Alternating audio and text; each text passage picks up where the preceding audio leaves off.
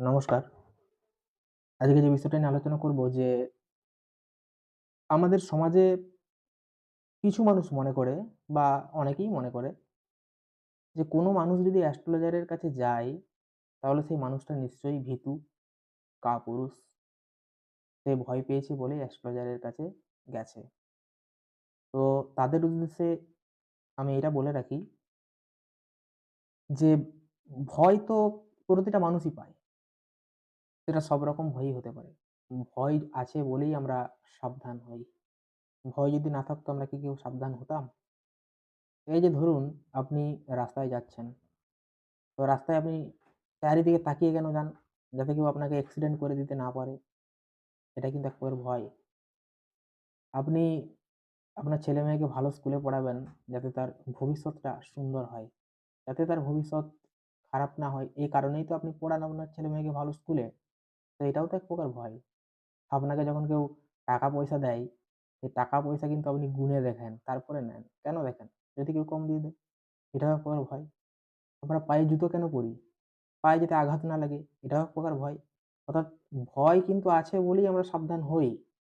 সুতরাং কেউ যদি মনে করে যে অ্যাস্ট্রোলজারের কাছে গেলেই সে ভীতু, এটা ভুল ধারণা। আমরা সবাই জানি যে সম্রাট আকবর থেকে শুরু করে নেপোলিয়ন, জুলিয়াস সিজার, আলেকজান্ডার প্রভৃতি মহান ব্যক্তিত্ব কিন্তু জ্যোতিষ অনুরাগী ছিলেন। তাদেরকে কি আমরা কাপুরুষের দলে আখ্যায়িত করতে পারি? পারি না। সুতরাং নিরপেক্ষভাবে যদি বিচার করা হয়, যে সকল মানুষ জ্যোতিষশাস্ত্রকে শুধু আক্রমণের থাবা বসায়, প্রকৃতপক্ষে তারাই হচ্ছে কাপুরুষ। কারণ যারা প্রকৃত কাপুরুষ নয়, তারা কখনোই এই ধরনের কোনো মন্তব্য করতে পারেন না। এই যে ধরুন, আমরা একজন ডাক্তারের কাছে যাই, ডাক্তার আমাদেরকে ওষুধ প্রেসক্রাইব করে, সেই ওষুধ আমরা খেয়ে সুস্থ থাকি এবং চিকিৎসা শাস্ত্রে অনেক ওষুধ রয়েছে যেগুলো আমরা খাই। কিন্তু চিকিৎসা শাস্ত্র এমন কোনো ওষুধ আবিষ্কার করতে পেরেছে কি? যে যেটা খেলে আমরা অমর হয়ে যাব? পারেনি। তাই বলে কি আমরা চিকিৎসা শাস্ত্রকে নির্বাসনে দিয়ে দিয়েছি? না, চিকিৎসা শাস্ত্রকে আমরা তুলে ফেলেছি? কিছুই তো করি না। ঠিক একইভাবে জ্যোতিষশাস্ত্রও কিন্তু একটা চিকিৎসা বিদ্যার মতোই কিছুটা কাজ করে। এই যে ধরুন, কিছুদিন আগে আমরা করোনা ভাইরাসের শিকার হয়েছিলাম প্রত্যেকেই। তো আমরা প্রত্যেকেই তো ভ্যাকসিন নিয়েছি। কেউ ২ টো নিয়েছে, কেউ ৩ টে নিয়েছে, সেটা আলাদা ব্যাপার। কিন্তু ভ্যাকসিন সকলেই নিয়েছি। তো ভয় থেকেই কিন্তু আমরা ভ্যাকসিনটা নিয়েছি। তাহলে সবাই তো আমরা কাপুরুষ। যেহেতু ভ্যাকসিন নিয়েছি।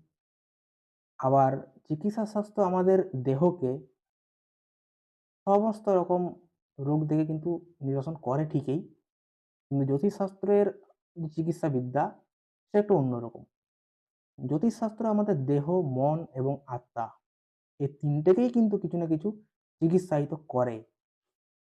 আমাদের যে আধুনিক বিজ্ঞান, এই আধুনিক বিজ্ঞান কিন্তু আমাদের যে দেহ, এই দেহকে আরাম দেওয়ার জন্য প্রায় সব রকম বস্তুই আবিষ্কার করে ফেলেছে।